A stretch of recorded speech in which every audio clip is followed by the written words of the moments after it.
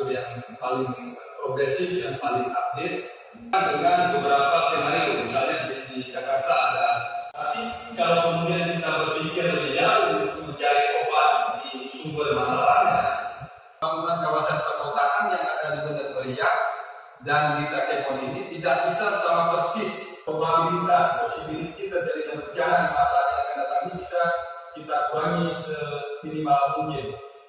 Tentu mengenai masa depan kita, dukungan dari pihak yang lebih pemerintah atas itu sudah tidak ada.